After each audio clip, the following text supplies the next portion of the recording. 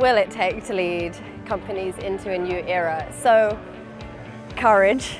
I think we all need to get a lot more courageous about the kinds of commitments and actions that we're going to be taking. But there's a couple of ingredients. One is to really understand how change works.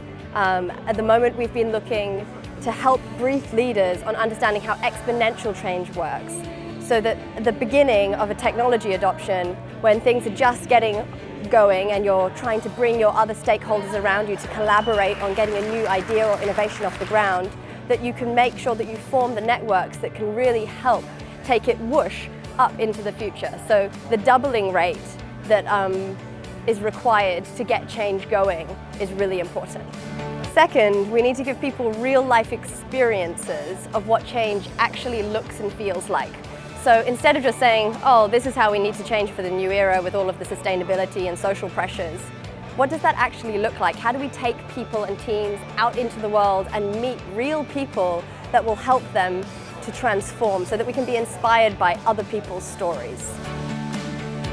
What does it mean to have a better conversation about the future? So often we find that leaders are just talking past each other, and we see this especially across industries, but also within them. Everyone thinks they've got the right answer, they're quite fixed on doing business as usual, and the same thing just keeps happening.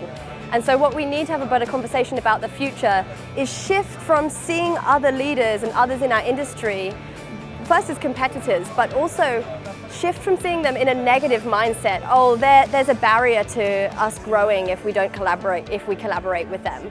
And shift from that negative mindset into a positive perspective of the others. So how does collaborating with this supplier or with this competitor actually support the whole industry to shift and change and transform in the way that we need it, as opposed to just focusing on, in silos, what each company is doing on their own.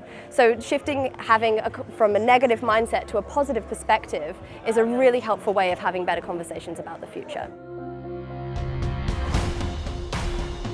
Which is the ingredients of change that companies need to focus on the most? In my experience, we are suffering from a real gap between cleverness and wisdom. By cleverness, I mean that we've got really, really good at our technical abilities as a society. We've put a man on the moon, artificial intelligence is taking off and changing people's lives. And we've also at the same time got real increases in all of the scary stuff: inequality, isolation, deforestation, climate change. And so we're becoming more clever, but we're not getting wise at the same rate.